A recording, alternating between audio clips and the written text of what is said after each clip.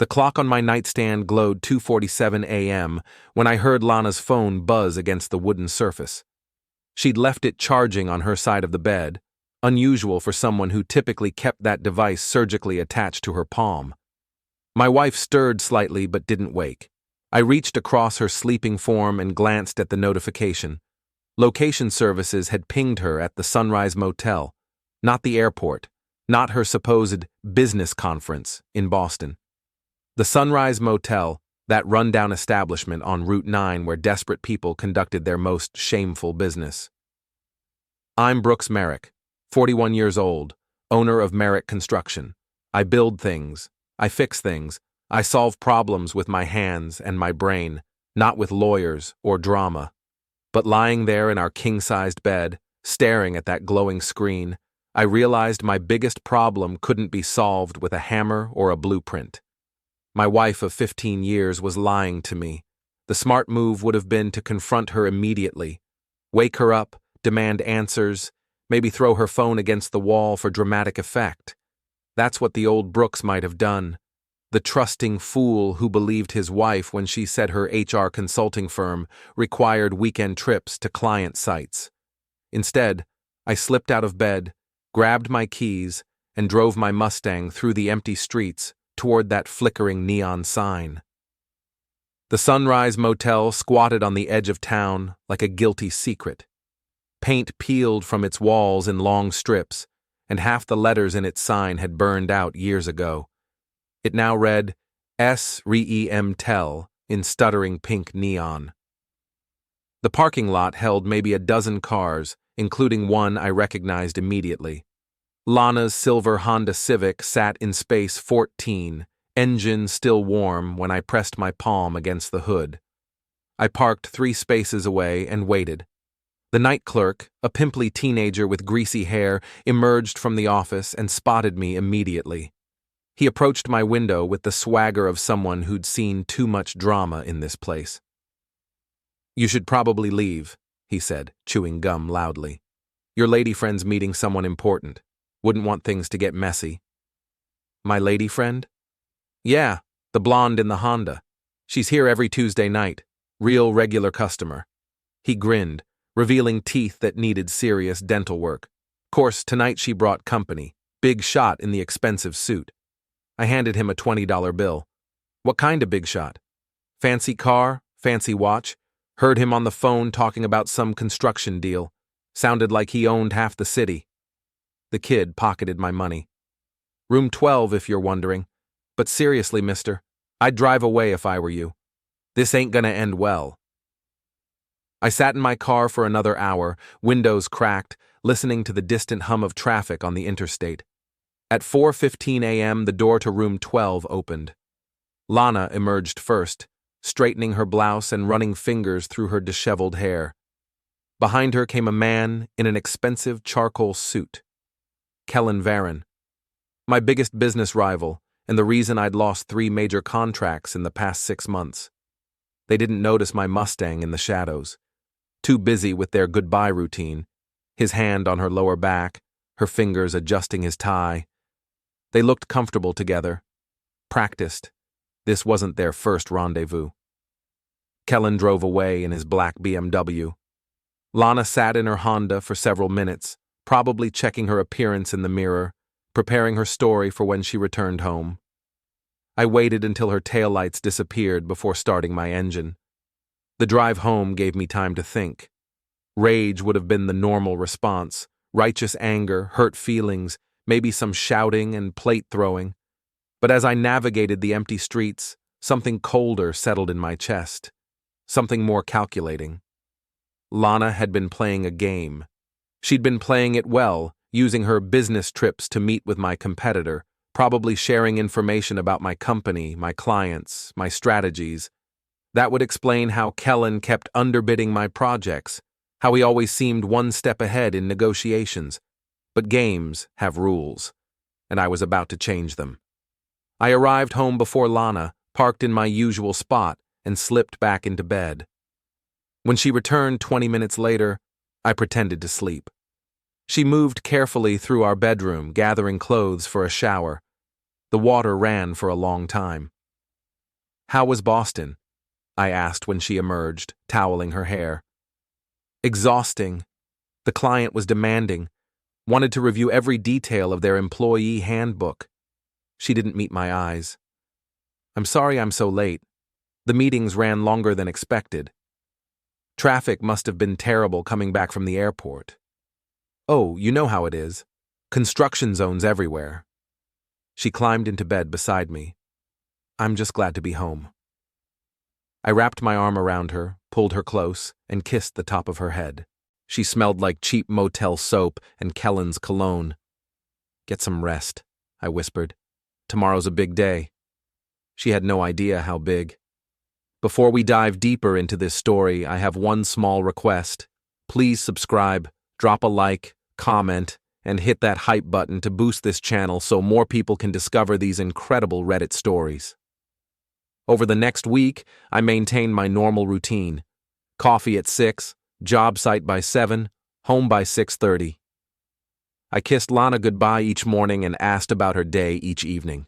I complimented her new clothes, listened to her complaints about difficult clients, and made love to her on Thursday night like nothing had changed. But everything had changed. During my lunch breaks, I visited our bank and discovered Lana had opened a separate checking account 3 months ago.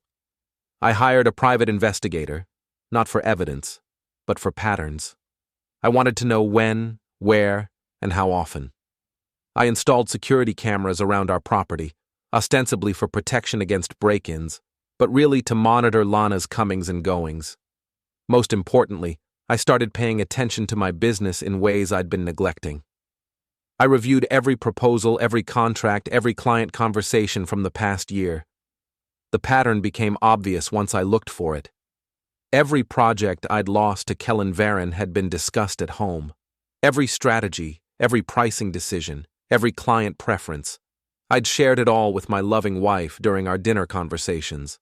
She'd been the perfect audience, asking thoughtful questions, offering supportive suggestions, remembering details that impressed me with her interest in my work. She'd been gathering intelligence, and I'd been handing it to her on a silver platter. The following Tuesday, I followed Lana to the Sunrise Motel again. This time, I brought a camera with a telephoto lens and positioned myself across the street behind a dumpster. Not glamorous, but effective. At 10:30 p.m., Kellan's BMW pulled into the lot. At 10:45, both cars left, but not together. They drove to an all-night diner on the outskirts of town, sat in a corner booth, and spread papers across the table between them. My camera captured every page, every gesture, every intimate touch. The papers were copies of my current proposals. 3 major projects I'd been pursuing for months, complete with my pricing strategies and timeline estimates. Lana had photographed them from my home office and delivered them to my competitor. I drove home and waited for her return. When she slipped into bed at 2 a.m., I was ready with my performance. "How was book club?" I asked sleepily. "Good. We're reading that new mystery novel everyone's talking about. You know how Susan gets when she's passionate about a book. We talked for hours." She settled against me. "Sorry I'm so late." "No problem. I'm just happy you're making time for yourself. You work so hard." She kissed my shoulder. "I love you, Brooks. I love you too." And in that moment, lying in the darkness with my wife's warm body pressed against mine, I meant it. I loved her enough to give her exactly what she deserved. The game was about to begin. And this time, I'd be writing the rules. Nate Morrison had been my foreman for 8 years, and my friend for longer than that. He was the kind of guy who knew a guy who knew a guy, whether you needed a hard-to-find part for a vintage truck or a way to make someone's life very complicated. More importantly, he was loyal, discreet, and blessed with a complete lack of moral squeamishness when it came to evening the score. I found him Thursday morning at the Riverside job site, supervising the installation of steel beams for what would become a luxury apartment complex. His hard hat sat crooked on his graying head, and his work boots were caked with mud from the previous day's rain. "Need to talk to you," I said, pulling him aside. "Sure, boss, what's eating you? You look like someone stole your lunch money." Someone stole more than that. I handed him a manila envelope containing photos from Tuesday night. Take a look. Nate flipped through the images, Lana and Kellan at the motel, at the diner, examining my confidential documents. His weathered face darkened with each photo.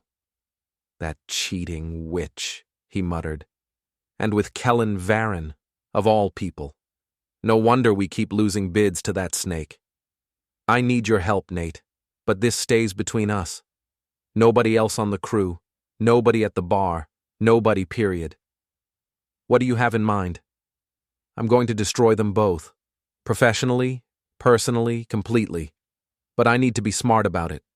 No violence, nothing illegal, nothing that traces back to us. Nate grinned, revealing the gap between his front teeth. Boss, you're speaking my language. What's the first move? Information. I need to know everything about Kellan's business practices, his personal life, his weaknesses. I need leverage. I might know someone who can help with that. My cousin Jimmy works security at Kellan's office building. Night shift, access to everything. He owes me a favor from when I got his kid a summer job. Perfect. Set up a meeting. And Nate, this conversation never happened. What conversation? That evening, I sat in my home office reviewing contracts while Lana prepared dinner in the kitchen. She hummed while she cooked, something she only did when she was particularly happy. I wondered if she was thinking about Kellan, about their next rendezvous, about how clever she was being. Dinner's ready, she called. We ate at our dining room table, the same table where we'd shared thousands of meals over the years. Lana had prepared my favorite, grilled salmon with roasted vegetables. She wore the blue dress I'd bought her for our anniversary, the one that brought out her eyes. How was your day? She asked, cutting her salmon into precise pieces. Busy. We're bidding on the new shopping center project. Could be huge for the company. Her fork paused halfway to her mouth. Really? Tell me about it. And there it was, that hungry interest, that focused attention I'd mistaken for wifely support. She wanted details she could pass along to Kellan, information he could use to undercut my proposal. It's still in the early stages, I said. The client wants something innovative, cost-effective. I'm thinking we could use that new composite material we discussed last month. The expensive one? Initially, yes, but the long-term savings would be substantial. Plus, it would give us an edge over competitors who stick to traditional materials. She nodded, filing away every word. That sounds brilliant, honey. I'm sure you'll get the contract. I hope so. This could set us up for years. After dinner, while Lana loaded the dishwasher, I retreated to my office and sent an encrypted email to 3 different construction supply companies, asking for quotes on materials I had no intention of using.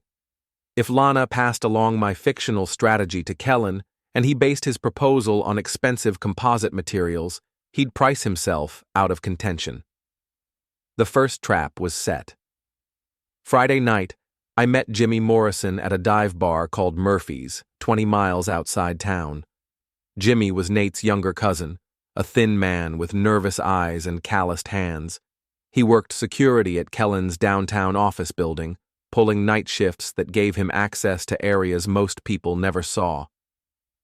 Nate says you need information about Kellan Varron, Jimmy said, nursing a beer that was mostly foam. That's right. What can you tell me? Guy's a real piece of work. Stays late most nights, makes a lot of personal calls on company time. Has a safe in his office, one of those fancy electronic jobs. Keeps files in there that don't go in the regular filing system. What kind of files? Don't know for sure, but I've seen him put stuff in there after meetings with city officials. Building permits, zoning documents, that sort of thing. Always seemed sketchy to me. I slid an envelope across the table. Jimmy glanced inside and saw $500 bills. I need copies of whatever's in that safe, I said. I can't crack a safe, man. I'm security, not a burglar. You don't have to crack it. Just get me the combination.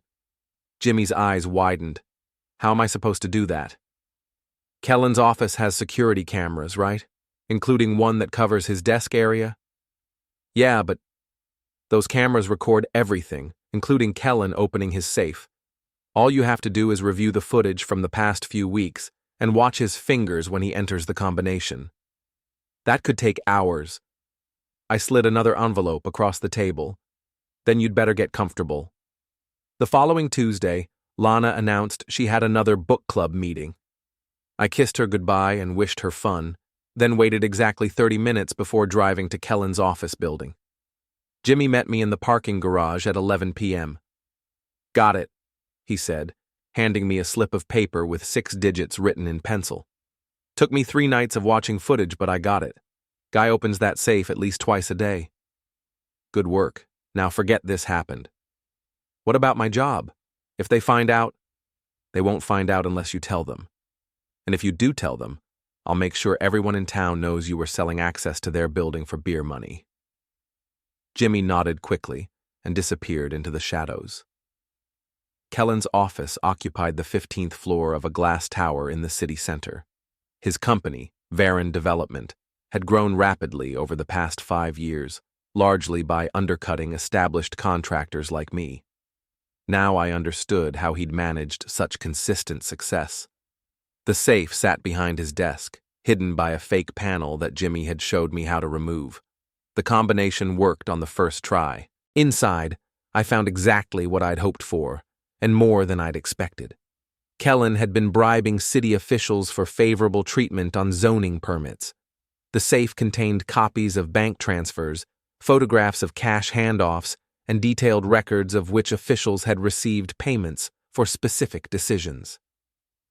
It was enough evidence to destroy not just Kellan, but half the city planning commission. More importantly for my purposes, I found records of every contract Kellan had won in the past 2 years, including detailed notes about how he'd obtained inside information on competing bids. My name appeared frequently, along with notations like "wife confirms pricing strategy" and "domestic source reliable." I photographed everything with a high-resolution camera, returned the documents to their original positions, and closed the safe. The entire operation took less than 20 minutes. By the time Lana returned home from her book club meeting, I was in bed reading a mystery novel. She slipped in beside me, smelling like cheap soap and expensive cologne. "Good book?" she asked.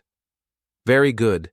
It's about a man who discovers his wife is betraying him to his enemies, but instead of confronting her, he decides to turn the tables." "Sounds complicated." "The best games always are."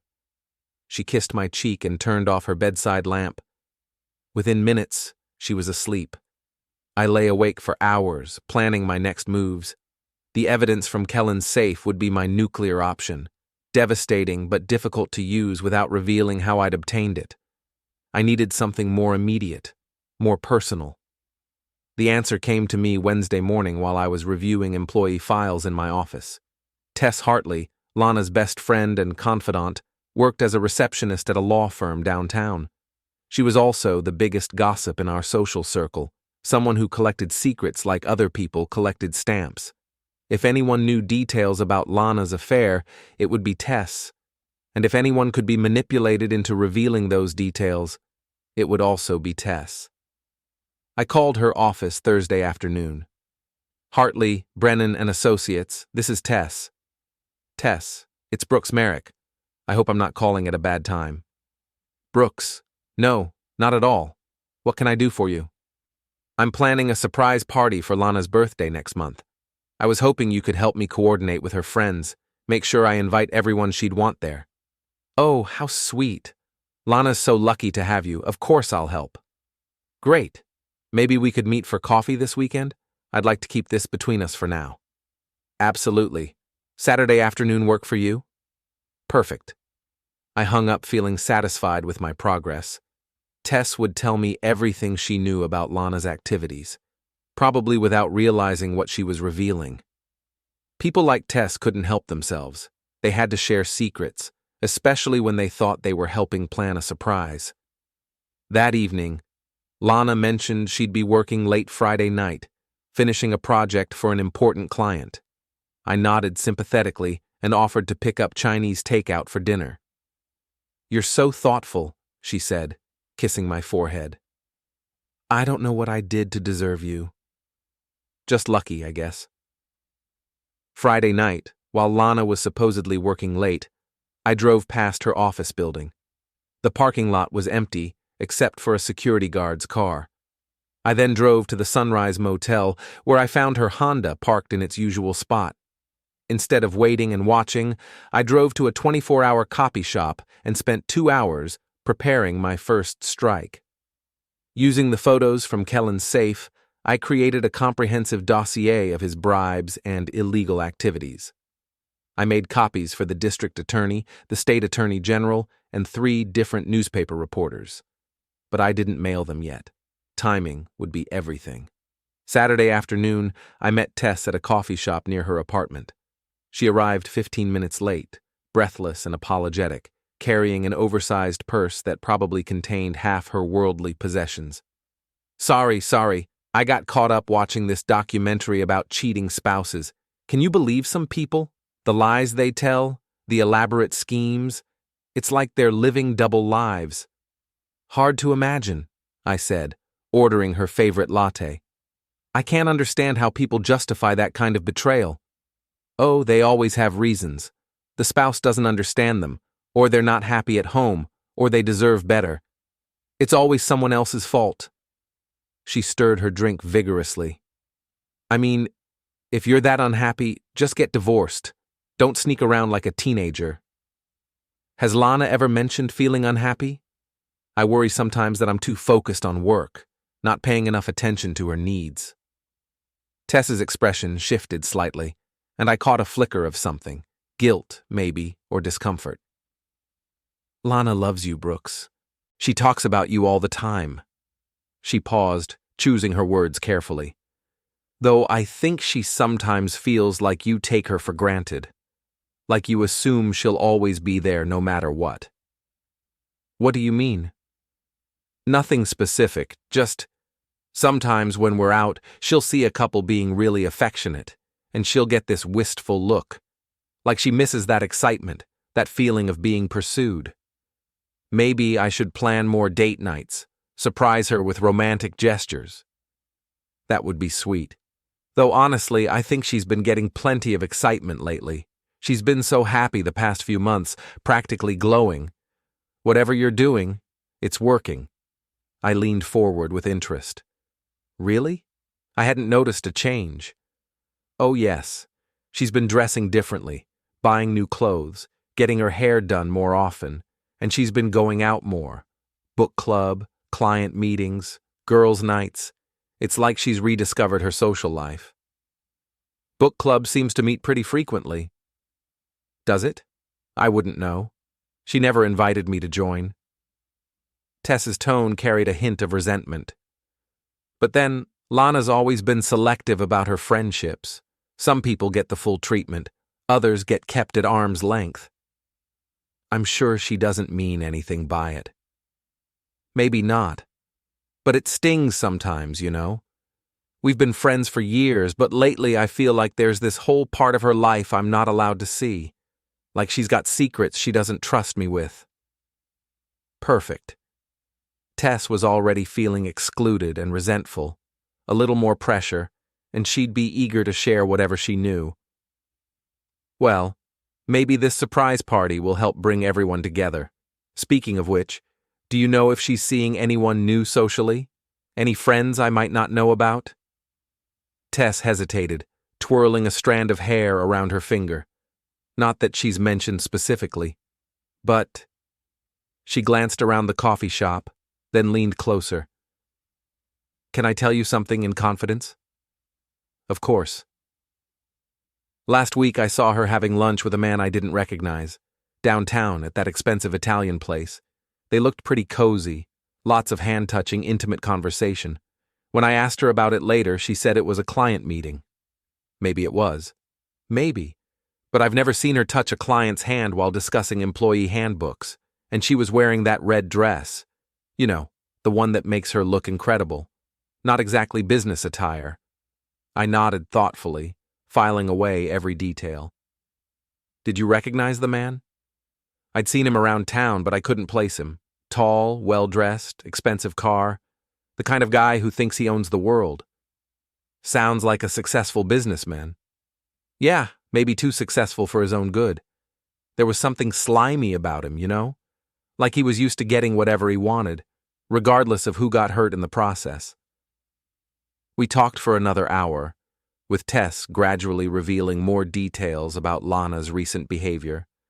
The late nights, the new clothes, the secretive phone calls, the sudden interest in her appearance. By the time we parted ways, I had a clear picture of my wife's double life. More importantly, I had confirmation that Tess suspected something was wrong. She was already primed to believe the worst about Lana's activities. When the truth came out, Tess wouldn't just accept it.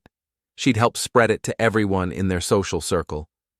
Sunday morning, Lana slept late while I made breakfast and planned my next move. She emerged from our bedroom wearing my old college t-shirt, her hair tousled and her face free of makeup. For a moment, she looked like the woman I'd married 15 years ago. Young, innocent, full of possibilities. "Smells good," she said, wrapping her arms around me from behind while I flipped pancakes. "Thought you might be hungry. You seemed tired when you got home last night." "Work's been crazy lately. This new client is incredibly demanding." "The one you had lunch with downtown?" She stiffened slightly. Who told you about that?" "Tess mentioned seeing you at Romano's. She was impressed that you were dining somewhere so fancy." "Oh, right." Lana relaxed. "Yes, he insisted on meeting there. Said he wanted to discuss the contract in a more comfortable environment." "Sounds like an important client." "Very important. This contract could set up my consulting business for years."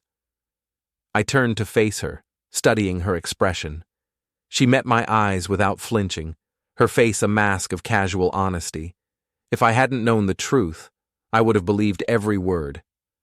"I'm proud of you," I said, kissing her forehead. "You've worked so hard to build your business. You deserve success." "Thank you. That means everything to me."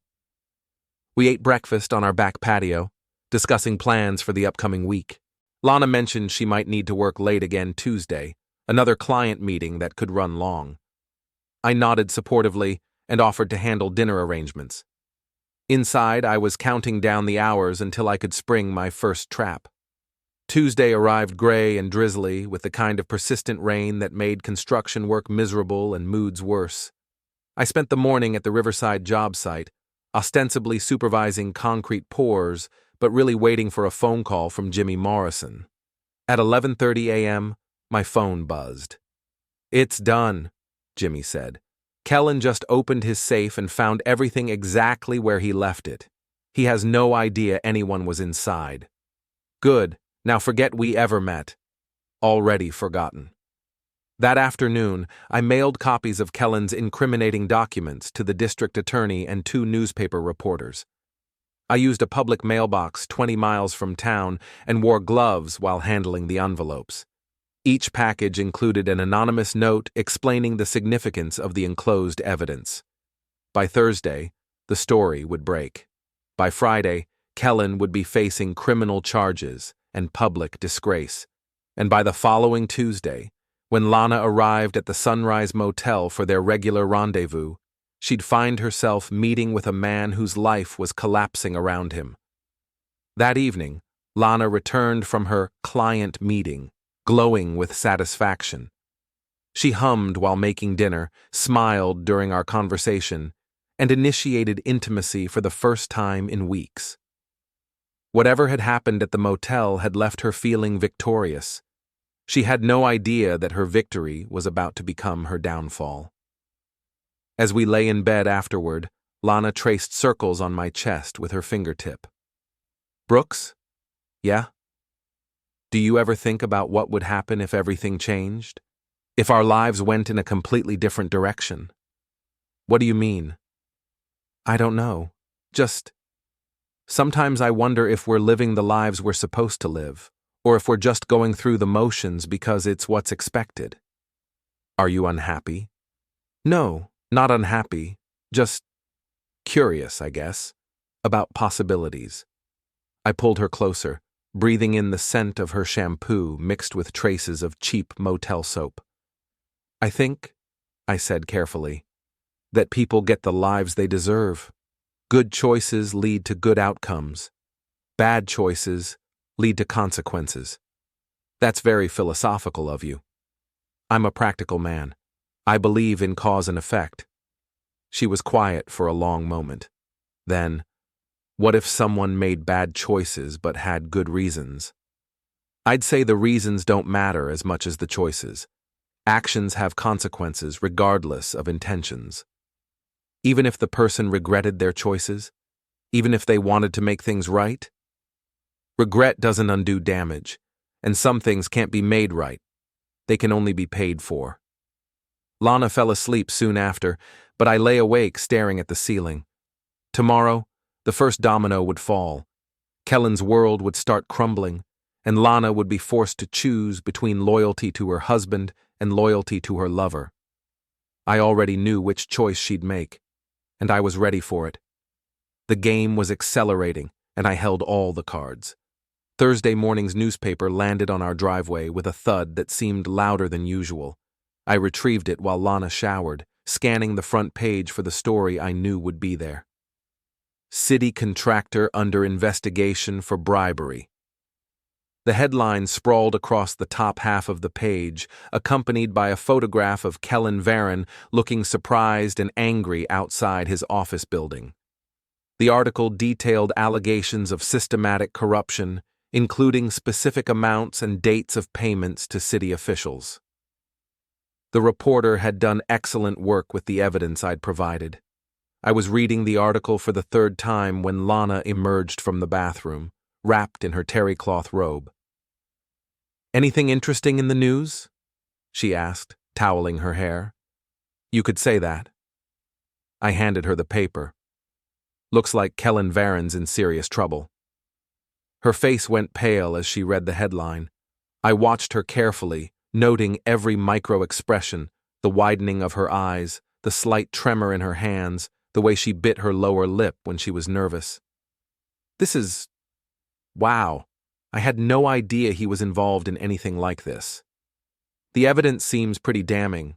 Bank records, photographs, witness statements. Someone really did their homework. Do you think it's true? Hard to fake that kind of documentation. Besides, it would explain how he kept winning contracts with suspiciously low bids. If you're paying off the decision-makers, you can afford to work at a loss. Lana sank onto the edge of our bed, still clutching the newspaper. What happens now? Criminal investigation, probably. Federal charges if they can prove a pattern of corruption. His company will lose its licenses, existing contracts will be reviewed. He's finished. That seems harsh. I studied her face. Harsh? The man was stealing taxpayer money and corrupting public officials. He deserves whatever he gets. I just meant, what about his employees, his family? They'll suffer for his mistakes. That's what happens when you build your life on lies and crime. Innocent people get hurt because someone else chose to be selfish. She flinched at the word selfish, but said nothing more. After breakfast, she claimed she needed to run errands and left the house earlier than usual. I waited 30 minutes, then followed her.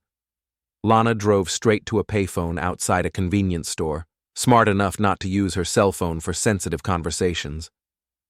I parked across the street and used binoculars to watch her animated gestures as she spoke. The call lasted 12 minutes.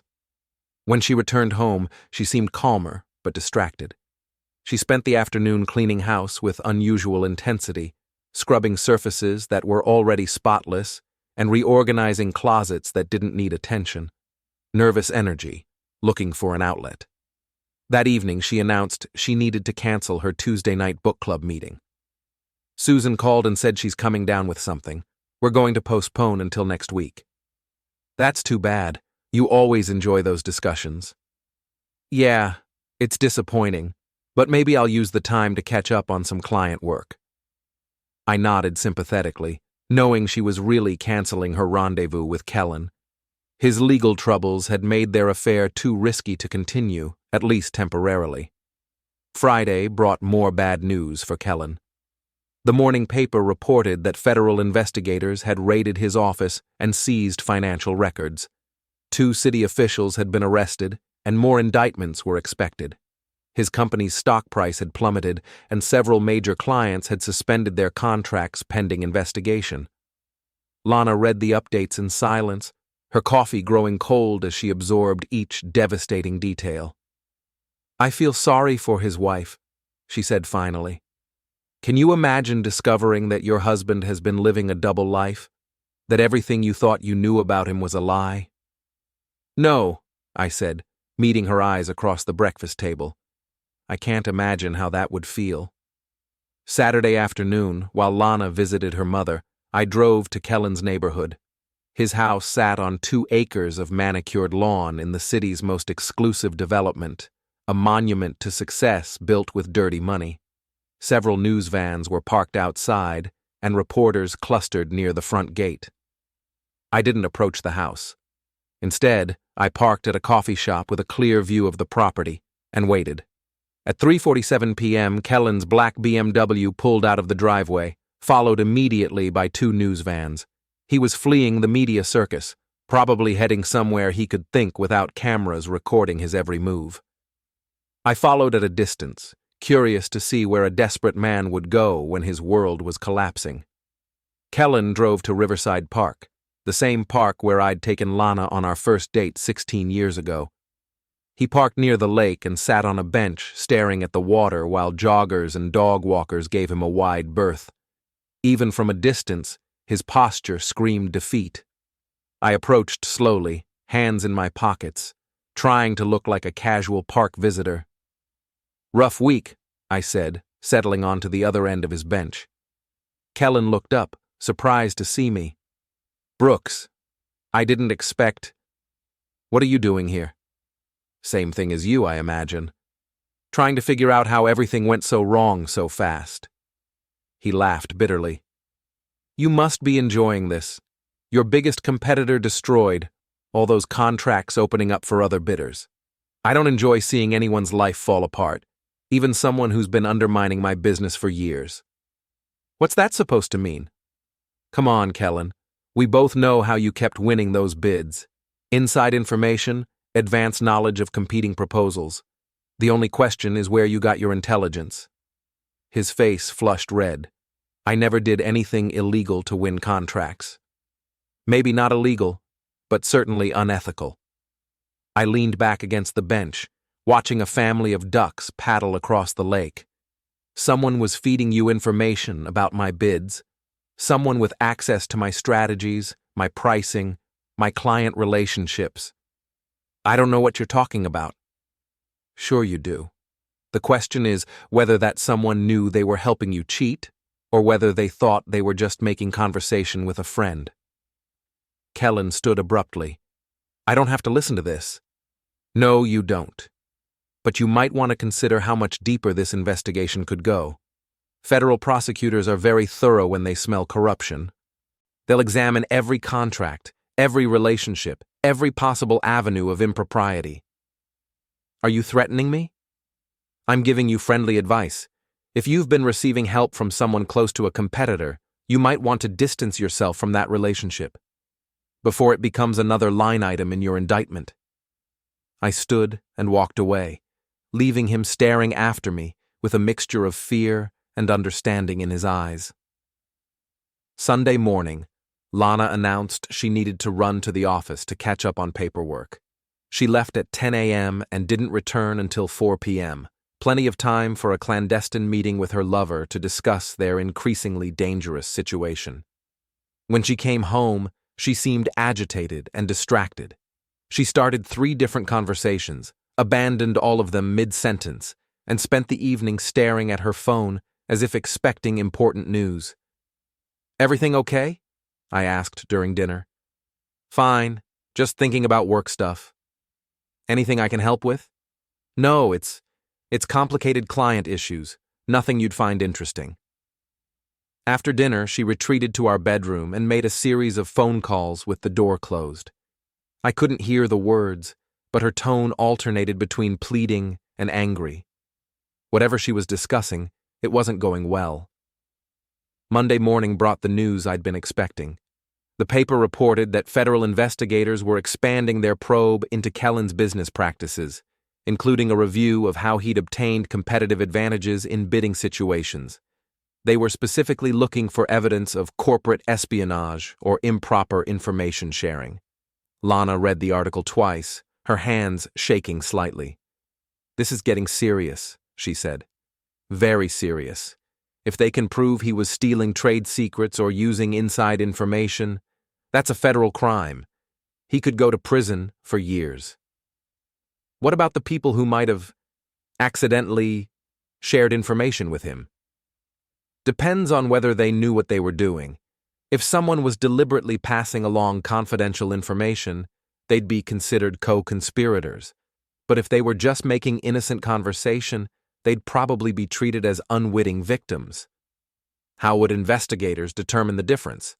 Evidence, phone records, meeting schedules, patterns of behavior. If someone was meeting regularly with Kellan and consistently discussing business matters, that would look suspicious, especially if they tried to hide the relationship. Lana excused herself and spent 20 minutes in the bathroom. When she emerged, her eyes were red and her face was blotchy. She claimed she was coming down with something and might need to stay home from work. I kissed her forehead and told her to get plenty of rest. That afternoon, while Lana napped, I received a call from Detective Ray Monroe of the city police. We'd known each other for years through various community organizations, and he occasionally hired my company for small municipal projects. "Brooks, I need to ask you some questions about Kellan Varron. You got a few minutes?" "Sure, Ray. What's this about?" "The federal investigation. They're looking into how he obtained inside information on competing bids. Your name came up as one of the contractors he consistently outbid." "That's true.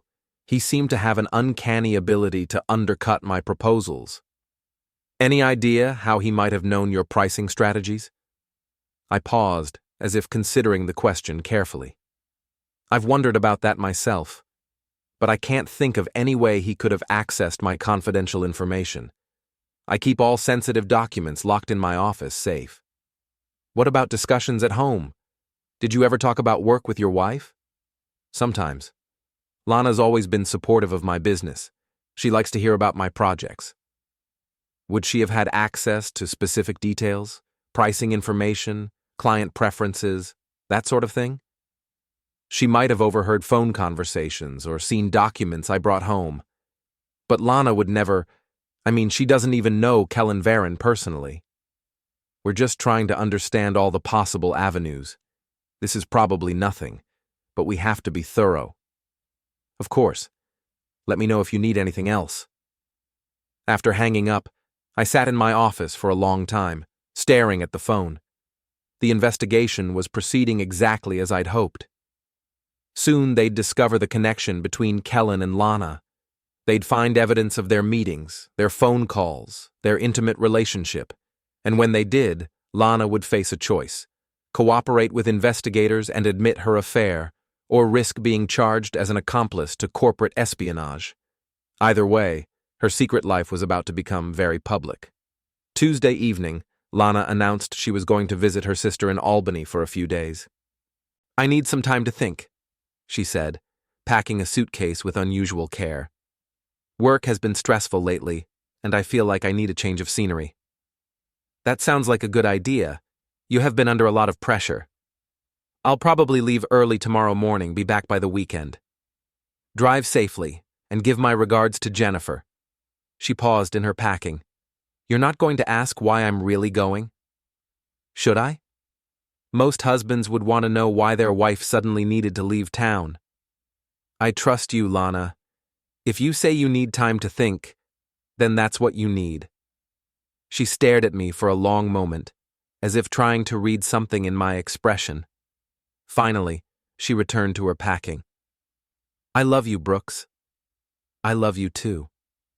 Wednesday morning, I watched from our bedroom window as Lana loaded her suitcase into her Honda and drove away. She wasn't going to Albany. Her sister Jennifer lived in Phoenix and hadn't spoken to Lana in 2 years. She was probably meeting Kellan at some out-of-town location where they could discuss their situation without fear of surveillance. Let them talk. Let them plan. Let them think they were still in control of their situation. They had no idea what was coming next. That afternoon, I called Detective Monroe. "Ray, it's Brooks Merrick. I've been thinking about our conversation yesterday, and there's something I should probably mention."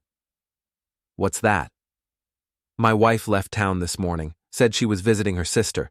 But her sister lives in Phoenix, not Albany, where Lana said she was going. And she seemed nervous about something, like she was running away from a problem." "That's interesting. Any idea what kind of problem?" "No, but look, I hate to even suggest this, but what if someone in my household was passing information to Kellan? What if that's how he knew my bidding strategies?" "You think your wife was involved?" "I don't want to believe it, but the timing is suspicious, don't you think? The investigation gets serious and suddenly she needs to leave town." "We'll look into it. Thanks for calling, Brooks." "I hope I'm wrong about this, Ray. I really do." "I understand. This can't be easy for you." After hanging up, I poured myself a glass of whiskey and sat on my back patio, watching the sun set behind the trees. By tomorrow, investigators would be tracing Lana's movements, examining her phone records, building a case that would destroy her reputation and her freedom. She'd made her choice when she decided to betray me. Now she'd live with the consequences. The game was entering its final phase, and I was winning. Thursday morning brought a phone call that changed everything. I was reviewing blueprints in my office when Detective Monroe's number appeared on my screen. "Brooks, we need to talk. Can you come down to the station?" "Is this about Lana?" "Among other things. How soon can you be here?" 20 minutes. The police station occupied a converted brick building downtown, its fluorescent-lit corridors smelling of disinfectant and stale coffee. Monroe met me in the lobby, his weathered face grim with the weight of unpleasant news. "Let's use conference room B," he said, leading me down a hallway lined with wanted posters and community safety announcements. The conference room contained a scarred wooden table, 6 mismatched chairs, and a whiteboard covered with what looked like a timeline of Kellan's alleged crimes. Monroe gestured for me to sit, then closed the door. "We found your wife," he said without preamble. My stomach clenched. "Found her? What do you mean?" "She's not in Albany visiting her sister. She's registered at the Grandview Hotel 30 miles north of here. Room 237, checked in under her maiden name." "Is she alone?" "No. Kellan Varron is registered in room 235. Same floor, adjoining rooms." I let that information sink in, allowing appropriate levels of shock and hurt to show on my face. "They're having an affair." "Looks that way. We've got surveillance footage of them entering the hotel together, eating dinner in the restaurant, walking around the grounds holding hands. They're not being particularly discreet." "How long has this been going on?" "We're still investigating, but phone records show regular contact between them for at least 6 months. Text messages, calls at odd hours, the works." I slumped in my chair, playing the role of devastated husband. "I can't believe this.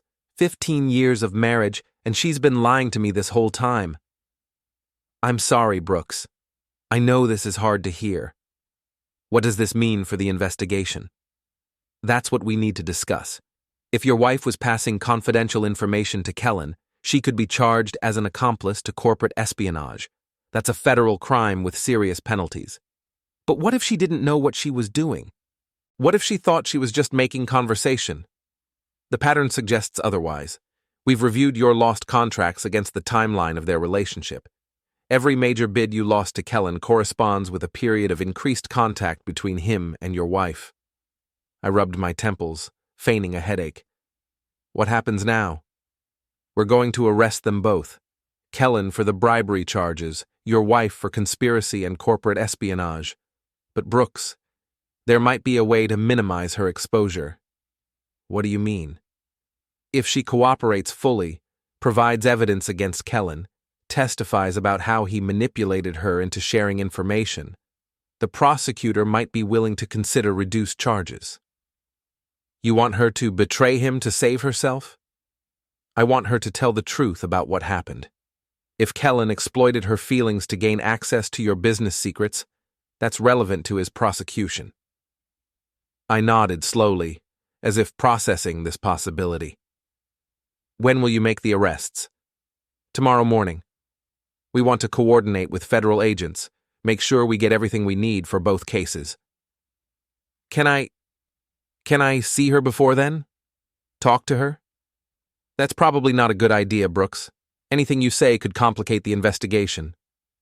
I understand. It's just 15 years of marriage doesn't end easily. I know, but sometimes people we trust turn out to be different than we thought. I left the police station feeling genuinely satisfied for the first time in weeks. Everything was proceeding according to plan. By tomorrow night, both Lana and Kellan would be in custody, their affair exposed, their crimes documented, their reputations destroyed. But I wasn't finished yet. That afternoon, I drove to the Grandview Hotel. It was an upscale establishment that catered to business travelers and romantic getaways, the kind of place where discretion was valued and questions weren't asked. I parked across the street and waited. At 4:30 p.m., Lana and Kellan emerged from the hotel's main entrance. They walked to his BMW, and he opened the passenger door for her with exaggerated gallantry. They were going somewhere together, probably dinner at some out-of-the-way restaurant where they wouldn't be recognized. I followed them to a steakhouse 20 miles further north, a dimly lit establishment with red leather booths and an extensive wine list. They requested a corner table, away from other diners, and spent 2 hours in intense conversation. I couldn't hear their words from my position at the bar, but their body language told the story. Fear, desperation, and the kind of urgent planning that comes when people realize they're in serious trouble. Kellan paid the check with cash, and they returned to the hotel separately, him in his BMW, her in a taxi. Smart enough to avoid being seen together in public, but not smart enough to realize they were already under surveillance. I drove home and spent the evening preparing for tomorrow's events. I called Nate and asked him to handle the job sites for the next few days. Everything okay, boss? Family emergency, I'll explain later. You need anything, just call. Thanks, Nate. You're a good friend. Friday morning arrived gray and drizzly, with the kind of persistent rain that made everything seem ominous. I was drinking coffee in my kitchen when my phone rang at 7:45 a.m. Mr. Merrick, this is Agent Sarah Collins with the Federal Bureau of Investigation. We need to speak with you about your wife. What about her? She was arrested this morning on charges related to corporate espionage and conspiracy. She's asking to speak with you. Where is she? Federal detention facility downtown. She's being held pending arraignment. Can I see her? That's up to you, sir, but I should warn you, anything she says to you could potentially be used in her prosecution. I understand. The federal building was a fortress of gray concrete and tinted glass, surrounded by security barriers and surveillance cameras. I passed through multiple checkpoints before being escorted to a sterile room with white walls and fluorescent lighting. Lana sat at a metal table, wearing an orange jumpsuit that made her skin look pale and sickly. Her hair was pulled back in a messy ponytail, and her eyes were red from crying. She looked up when I entered, and her face crumpled with relief and shame. Brooks. Oh God, Brooks, I'm so sorry. I sat across from her, noting the handcuffs that secured her wrists to the table. Tell me what happened. They arrested us at the hotel this morning, FBI agents, police officers, the whole thing. They said I was involved in corporate espionage, that I helped Kellan cheat on his contracts. Did you? She closed her eyes, tears streaming down her cheeks. Not intentionally. I didn't realize what I was doing. But you were having an affair with him. Yes. The word came out as a whisper. For 6 months. I know there's no excuse, no justification. I was selfish and stupid and How did it start? We met at a Chamber of Commerce event. He was charming, attentive, made me feel special. We started having lunch together just as friends. Then it became more. And you told him about my business? He asked questions about your work, seemed genuinely interested. I thought he was just making conversation, being polite. I didn't know he was using the information to undercut your bids. Come on, Lana. You're not that naive. She looked up at me, her eyes pleading for understanding. I swear to you, I didn't know what he was doing. If I had realized, you would have stopped the affair? I don't know. Maybe. I was so caught up in the excitement, the attention. I felt alive for the first time in years. So our marriage was that boring? That unfulfilling? No, that's not what I meant. You're a good husband, Brooks. You've always been good to me. But we fell into routines, took each other for granted. With Kellan, everything felt new and dangerous. Dangerous? That's an interesting word choice. I didn't mean... No, I think you meant exactly that. You wanted danger, excitement, the thrill of doing something forbidden. And you didn't care who got hurt in the process. She sobbed openly now, her shoulders shaking with the weight of her guilt. I never wanted to hurt you. I never wanted any of this to happen. But it did happen, and now you're facing federal charges. The lawyer they assigned me says I might go to prison for years, unless... Unless what? Unless I cooperate with the prosecution, testify against Kellan, provide evidence of how he manipulated me into sharing information. And you're considering it? I don't have a choice. They have recordings of our conversations, photographs of us together, documentation of every contract you lost after I talked to him about your strategies. The evidence is overwhelming. I leaned back in my chair, studying her face. So you'll betray him to save yourself. It's not betrayal if I'm telling the truth about what happened. What is the truth, Lana?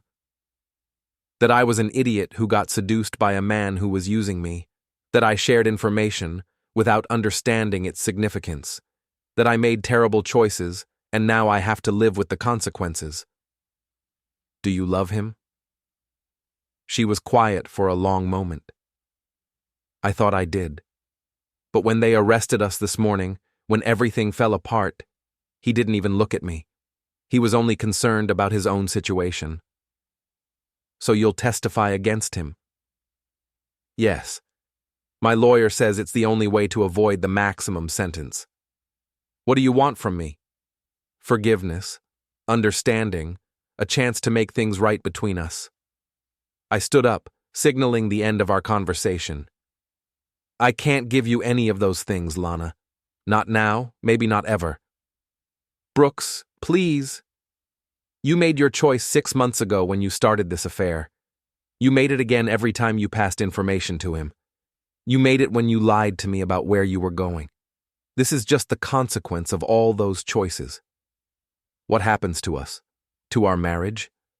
I'll have divorce papers drawn up next week. You can sign them from prison. I walked toward the door, then turned back for one final look at my wife of 15 years. She sat slumped in her chair, broken and defeated, the orange jumpsuit a stark reminder of how far she'd fallen. For what it's worth, I said, I did love you, right up until the moment I discovered what you really were. The door closed behind me with a metallic click that sounded remarkably like finality. Outside the federal building, I stood in the rain for several minutes, letting the cold water wash over me. Passers-by hurried past with umbrellas and newspapers held over their heads, everyone focused on their own small dramas and daily concerns. My phone buzzed with a text message from an unknown number. We need to talk. JV. Kellan Varron. Kellan's wife wanted to meet. I texted back, Murphy's Bar, 8 p.m. Her response came immediately. I'll be there. The final pieces of my revenge were falling into place. Murphy's Bar occupied a converted warehouse on the industrial side of town, the kind of place where construction workers and factory employees gathered to complain about their bosses and forget their troubles. The lighting was dim, the music was loud, and the bartender minded his own business, perfect for conversations that required privacy. I arrived early and claimed a corner booth with a clear view of the entrance. At exactly 8 p.m., Kellan Varron walked through the door. I'd seen her at various social functions over the years, but had never spoken with her directly. She was younger than Kellan by at least a decade, with the kind of understated elegance that came from old money and expensive education. Tonight, she wore dark jeans and a simple sweater, her blonde hair pulled back in a ponytail. She looked like any other woman seeking anonymity in a working-class bar. She spotted me immediately and approached with the confident stride of someone accustomed to getting what she wanted. "Mr. Merrick." She slid into the booth across from me. "Thank you for agreeing to meet. Call me Brooks, and you're welcome, though I'm curious about what you want to discuss." "My husband's situation, and your wife's involvement in it." The bartender approached, and Kellan ordered a whiskey neat. I stuck with beer. When we were alone again, she leaned forward and spoke in a voice barely above a whisper. "I know about the affair." "I assumed you might. I've known for months." Kellan thought he was being discreet, but he's never been as clever as he believes. Late-night phone calls, unexplained absences, charges on credit cards for hotels and restaurants I'd never heard of. "Why didn't you confront him?" "Because I wanted evidence. Solid, undeniable proof that would hold up in divorce court." She sipped her whiskey, her expression calm and calculating. "I hired a private investigator, documented everything. I was planning to file for divorce next month." And then the bribery charges surfaced. "Exactly. Which complicated my situation considerably. If Kellan goes to prison, his assets could be frozen or seized. I need to act quickly to protect my interests." "What kind of interests?" "Financial, primarily. We've been married for 8 years, but most of our wealth came from my family's investments. Kellan has been using my money to fund his business operations, including the bribes that got him into this mess. That must be frustrating. It's infuriating. He used my resources to build his empire, then risked everything for the sake of an affair with a married woman who was helping him cheat his competitors." I studied her face, looking for signs of genuine emotion beneath the controlled exterior. "Are you angry about the affair or the business crimes?" "Both. But mostly I'm angry about the stupidity. If Kellan had been content with the advantages my money provided, he could have built a legitimate business empire. Instead, he got greedy and reckless. And now, you want to minimize the damage. I want to destroy him completely." Her voice carried a cold fury that made me reassess everything I thought I knew about Kellan Varron. "I want him to lose everything, his business, his freedom, his reputation. I want him to understand what it feels like to be betrayed by someone you trust." "That's quite a coincidence. I want the same thing. Which is why I thought we might be able to help each other." She reached into her purse and withdrew a manila envelope, which she slid across the table. Inside, I found photographs, financial records, and what appeared to be copies of legal documents. What am I looking at? Evidence that Kellan has been hiding assets in offshore accounts, money that should be considered marital property, but that he's attempted to shield from potential seizure by federal authorities. How did you obtain this? I have access to his personal files, his computer passwords, his safety deposit box. He never imagined his devoted wife would be documenting his crimes. I flipped through the documents, impressed by their thoroughness. This is enough to add additional charges to his indictment. Exactly. But I need someone to provide this information to investigators in a way that doesn't implicate me directly. You want me to be your anonymous source. You have every reason to cooperate with the investigation. Your wife's affair with my husband destroyed your marriage and damaged your business. It would be natural for you to provide any evidence that might help prosecutors build their case. What do I get out of this arrangement? The satisfaction of watching Kellan face the maximum possible penalties for his crimes. Plus, I have information about your wife's involvement that might interest you.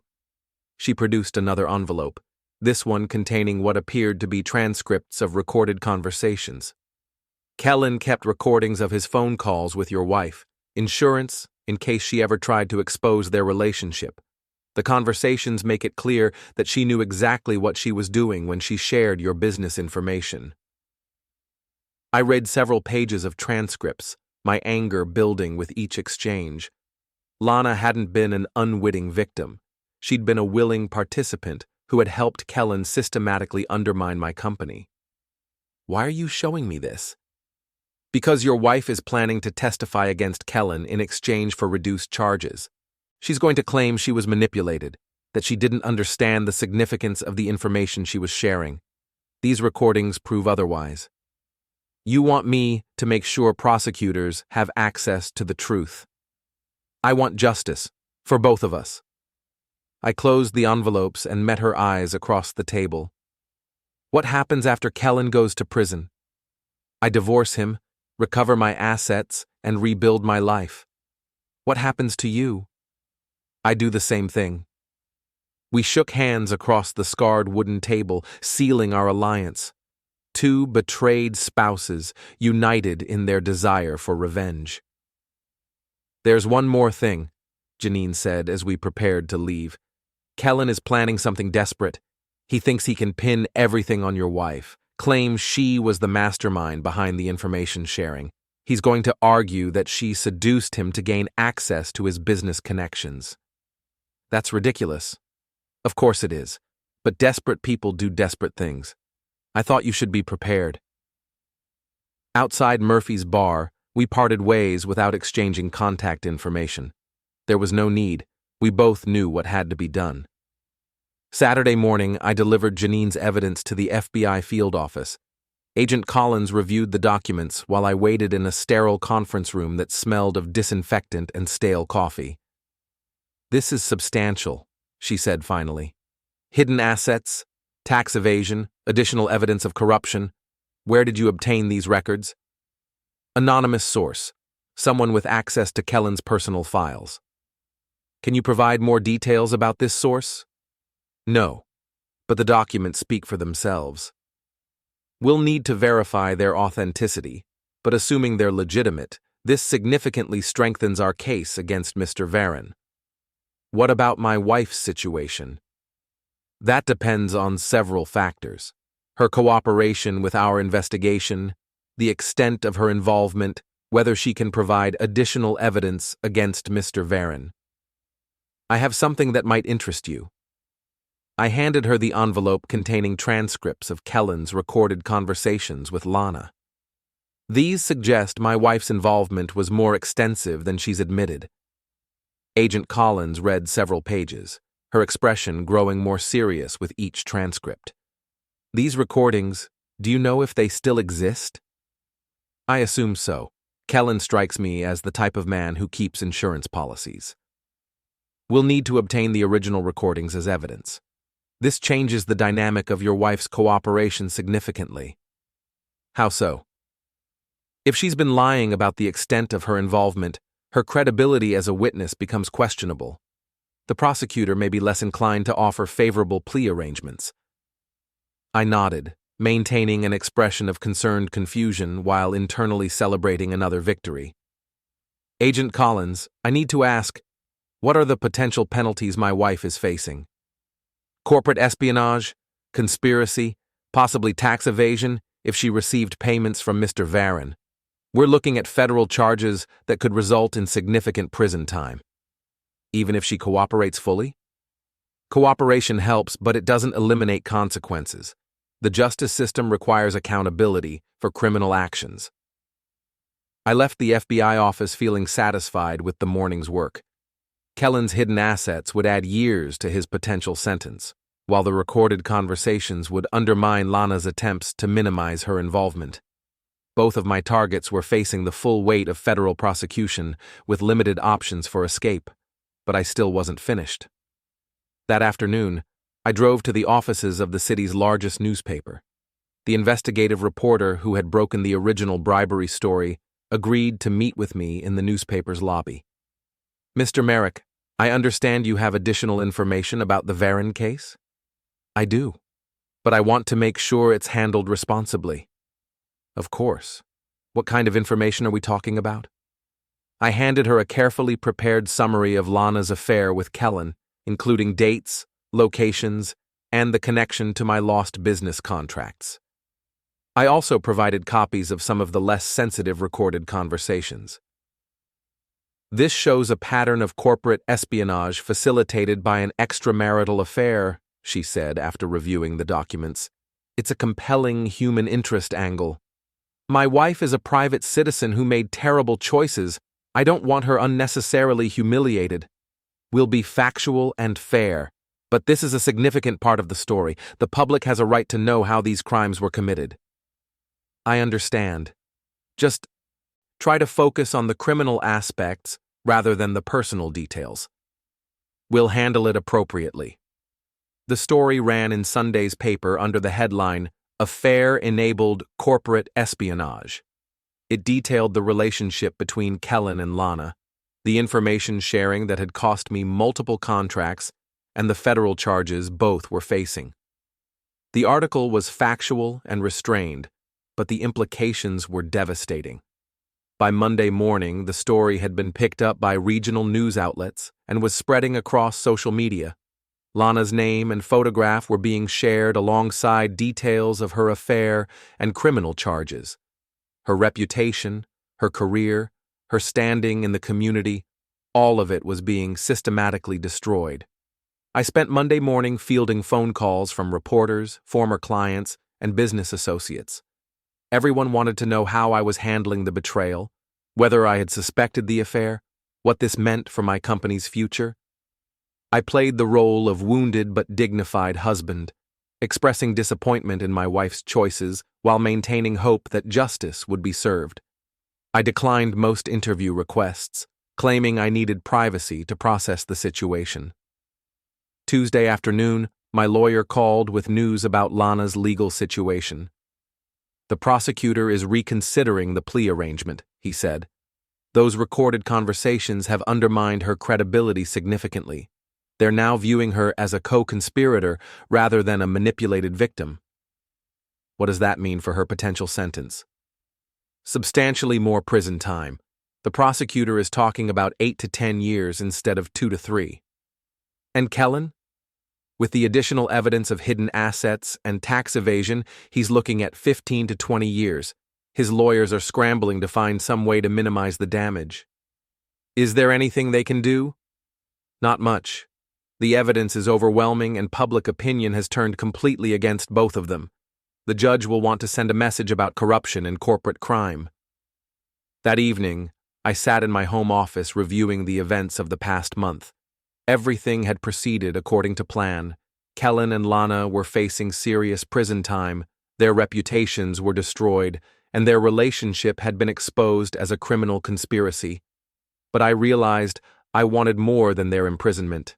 I wanted them to understand exactly how they'd been outmaneuvered, how their own arrogance and selfishness had led to their downfall. I wanted them to know that their victim had orchestrated their destruction. Wednesday morning, I called the federal detention facility and arranged to visit Lana one final time. She looked worse than during our previous meeting, thinner, paler, with the hollow-eyed appearance of someone who hadn't been sleeping. The orange jumpsuit hung loosely on her diminished frame, and her hands shook when she reached for the cup of water on the table. Brooks, I wasn't sure you'd come. I needed to see you one more time. The prosecutor withdrew the plea offer. My lawyer says I'm looking at 8 to 10 years in federal prison. I heard.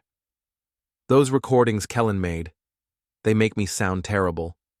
Like I knew exactly what I was doing. Didn't you? She was quiet for a long moment. Maybe I did. Maybe I knew and just didn't want to admit it to myself. Why, Lana? Why did you do it? I don't know. Excitement, attention, the feeling of being part of something important. Kellan made me feel special, like I was contributing to his success. You were contributing to my failure. I know, and I'll regret that for the rest of my life. I leaned forward, meeting her eyes across the metal table. Do you want to know something interesting? All of this, Your arrest, Kellan's downfall, the federal investigation. I orchestrated all of it. What do you mean? I've known about your affair for over a month. I followed you to that motel, took photographs, documented everything. Then I systematically destroyed both of your lives. Her face went white. That's impossible. I broke into Kellan's office and copied evidence of his bribery schemes. I provided that evidence to investigators and reporters. I manipulated you into revealing more information about your relationship. I even convinced Kellan's wife to provide additional evidence against him. You're lying.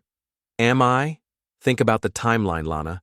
How did federal investigators suddenly develop such detailed evidence against Kellan? How did they know about your affair so quickly? How did reporters get access to those recorded conversations? She stared at me in horror as the implications sank in. You set us up.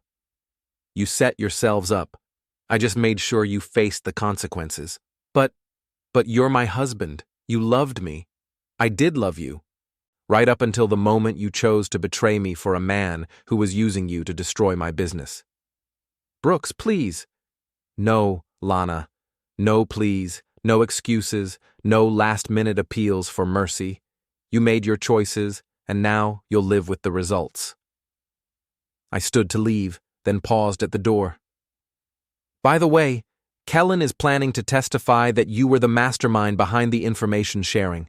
He's going to claim you seduced him to gain access to his business connections.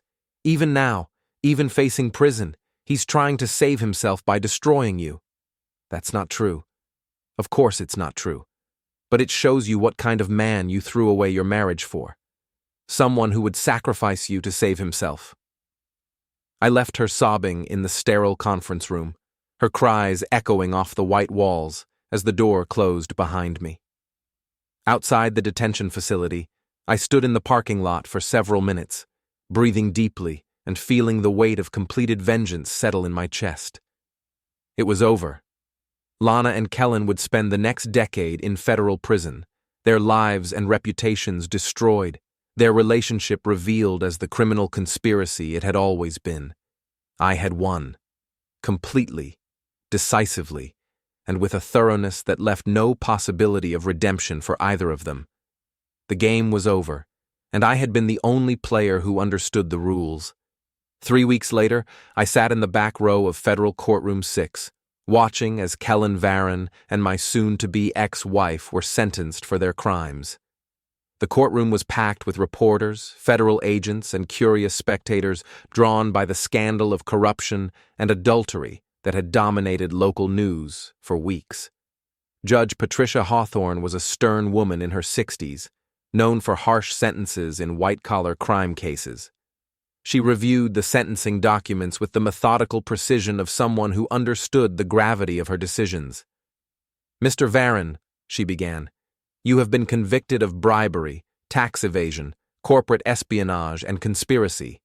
These crimes represent a systematic corruption of the public trust and a deliberate attempt to defraud legitimate businesses and taxpayers."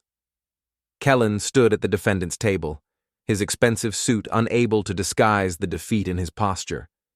His lawyer had argued for leniency, claiming his client was a first-time offender who had made mistakes in judgment. The judge was unmoved. "The court sentences you to 18 years in federal prison, followed by 3 years of supervised probation. You are also ordered to pay restitution in the amount of $2.3 million to affected parties and the federal government." Kellan's knees buckled slightly, and his lawyer steadied him as the full weight of his sentence registered. 18 years. He would be in his 60s when he was released, his business empire nothing but a memory. "Mrs. Merrick," Judge Hawthorne continued, turning to Lana, "your crimes are equally serious. You betrayed your husband's trust and facilitated corporate espionage that damaged multiple businesses and cost taxpayers significant money through corrupted bidding processes." Lana stood with her court-appointed attorney, wearing a conservative blue dress that made her look younger and more vulnerable. Her strategy had been to emphasize her role as a manipulated victim, but the recorded conversations had undermined that defense completely. "While your attorney has argued that you were exploited by Mr. Varron, The evidence suggests you were a willing participant who understood the consequences of your actions. The court sentences you to 10 years in federal prison, followed by 2 years of supervised probation. 10 years. Lana would be nearly 50 when she was released, her career destroyed, her reputation ruined, her marriage dissolved. She began crying quietly, her shoulders shaking with the finality of her situation. After the sentencing, I walked outside into the crisp autumn air. Reporters clustered around the courthouse steps, interviewing anyone connected to the case. Several approached me, but I declined to comment beyond expressing satisfaction that justice had been served. "Mr. Merrick," called a familiar voice. I turned to see Kellan Varron approaching, dressed in an elegant black coat that suggested mourning or victory, possibly both. "Mrs. Varron, how are you handling today's events?" "Better than expected. The divorce was finalized yesterday and I've recovered most of my assets. Kellan's business empire has been liquidated to pay restitution and legal fees." "And you're satisfied with the sentences?" 18 years seems appropriate for someone who betrayed every principle of honest business. What about you?" 10 years gives Lana plenty of time to reflect on her choices. We stood in comfortable silence for a moment, two people who had achieved their goals through careful planning and mutual cooperation. "I assume this is the last time we'll speak," Kellan said. "Probably. But I want you to know I appreciate your assistance. Without your evidence, Kellan might have received a lighter sentence. Without your investigation, none of this would have been possible. You deserve most of the credit for bringing them to justice." She extended her hand, and I shook it formally. Then she walked away, disappearing into the crowd of reporters and spectators. I never saw her again. The following Monday, I returned to my office for the first time since the arrests. Nate was waiting with a stack of contract proposals and a grin that stretched from ear to ear. "Boss, you're not going to believe this. 3 of Kellan's former clients have approached us about taking over their projects. Plus, we've got inquiries from companies that want to work with the guy who helped expose the corruption scandal. Any problems with the transition?" "None. The crews are excited about the new work, and our reputation has never been better. Turns out being the victim of corporate espionage makes you look pretty sympathetic to potential clients." "What about the Riverside project?" "Ahead of schedule and under budget. We should be finished by Christmas." I spent the rest of the week reviewing proposals, meeting with new clients, and rebuilding the business that Kellan and Lana had tried to destroy. The irony wasn't lost on me. Their criminal conspiracy had ultimately made my company stronger and more successful than it had ever been. 2 months after the sentencing, I received a letter forwarded from the federal prison where Lana was serving her sentence. The envelope was addressed in her familiar handwriting, and for a moment, I considered throwing it away unopened. Instead, I opened it and read, "Brooks, I know you probably don't want to hear from me, but I needed to write this letter. I've had a lot of time to think about what happened, about the choices I made and the consequences that followed. You were right about everything. I did know what I was doing when I shared information with Kellan. I told myself it was innocent conversation, but deep down, I knew I was helping him compete against you. I was angry about our marriage, felt taken for granted, and I wanted to hurt you the way I felt hurt. That doesn't excuse what I did. Nothing excuses betraying someone who loved and trusted me. I threw away 15 years of marriage for 6 months of excitement, and I deserve every day of this sentence. I also know you orchestrated our downfall. It took me weeks to piece it together, but the timing was too perfect to be coincidental. You played us both, and we never saw it coming because we were too arrogant to imagine you were smarter than we were. I'm not writing to ask for forgiveness or to beg you to visit me. I'm writing to tell you that I understand why you did what you did. We hurt you, damaged your business, made you look like a fool. You had every right to seek revenge. I hope someday you can find happiness with someone who deserves your love and loyalty. I wasn't that person, but maybe someone else will be. Goodbye, Brooks. Lana. I read the letter twice, then fed it into the paper shredder beside my desk. Some conversations were finished, some chapters were closed, and some people deserved to be forgotten. That evening I drove to Murphy's bar for a beer and some solitude. The place was crowded with construction workers and factory employees, people whose lives were uncomplicated by corporate espionage and federal investigations.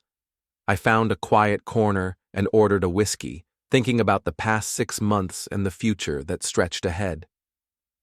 Brooks Merrick? I looked up to see a woman in her 30s with dark hair and intelligent eyes. She wore jeans and a sweater, and she carried herself with the confidence of someone comfortable in working-class establishments. "That's me. Do we know each other?" "I'm Rachel Torres, reporter for the Tribune. I've been covering your story since the beginning. I thought I recognized your name. You wrote some fair articles about the case. Mind if I sit? I'm not here for an interview, just wanted to buy you a drink and say I'm impressed with how you handled everything." "What do you mean?" "Come on, Brooks.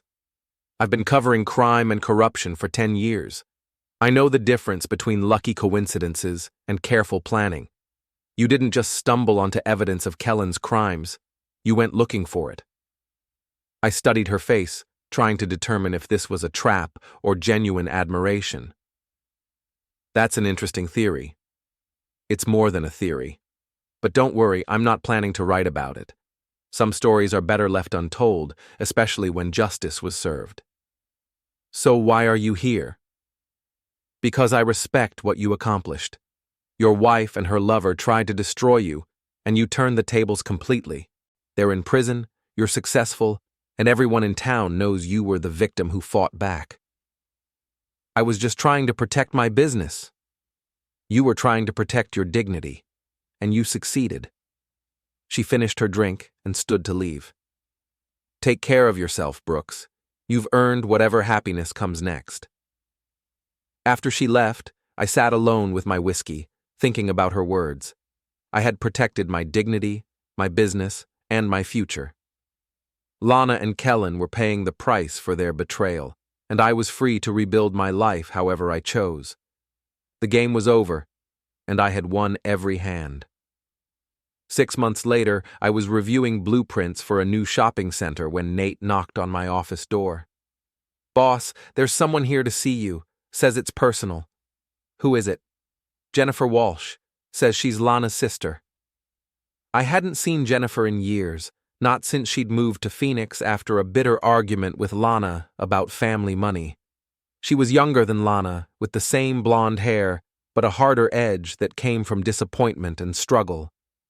"Jennifer, this is unexpected. I was in town visiting our mother. Thought I should stop by and see how you're doing." "I'm doing well. Business is good, life is peaceful. I heard about what happened with Lana. The affair, the prison sentence, all of it. I'm sorry for your family's embarrassment." "Don't be.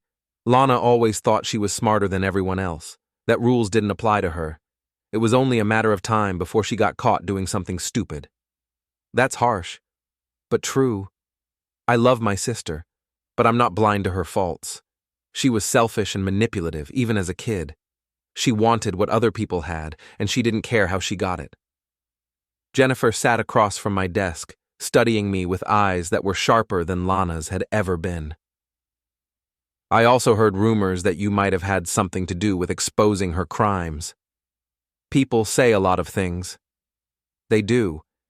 But in this case, I hope the rumors are true." "Why?" "Because Lana needed to face consequences for her actions. She spent her whole life charming her way out of trouble, letting other people pay the price for her mistakes. Maybe 10 years in prison will teach her something about accountability. I hope she uses the time constructively. So do I. But that's not why I'm here. What can I do for you?" "Nothing. I just wanted to tell you that not everyone in Lana's family thinks you're the villain in this story. What she did was inexcusable. And if you found a way to make her pay for it, then good for you." She stood to leave, then paused at the door.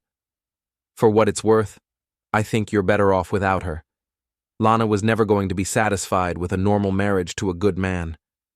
She always wanted more excitement, more drama, more attention, You deserved better. Thank you for saying that. Take care of yourself, Brooks, and don't let what happened make you cynical about relationships. There are women out there who understand the value of loyalty and honesty. After she left, I returned to my blueprints, but my concentration was broken. Jennifer's visit had stirred up memories I'd been trying to forget, not just of Lana's betrayal, but of the years when our marriage had been good, when we'd been happy together. But those memories belonged to a different time, a different version of myself, who had trusted too easily and seen the best in people who didn't deserve it. That man was gone, replaced by someone harder and more calculating, someone who understood that the world was full of predators, disguised as friends and lovers. The game had taught me valuable lessons about human nature, about the importance of vigilance, about the necessity of protecting yourself from people who would exploit your trust for their own gain. I had won this particular game, but there would be others. There were always people looking for advantages, seeking to profit from someone else's vulnerability, willing to betray friendship and marriage for personal gain. But I was ready for them now. I understood the rules, knew how to play defense, and wasn't afraid to go on the offensive when necessary. The rules were mine now, and I intended to keep them that way. As the sun set outside my office window, casting long shadows across the blueprints spread on my desk, I felt a deep satisfaction settle in my chest. Justice had been served, debts had been paid, and the future stretched ahead full of possibilities. Lana and Kellan were learning what it meant to live with the consequences of their choices. I was learning what it meant to live with the consequences of mine. The difference was that I could live with mine just fine. The game was over, and I had won.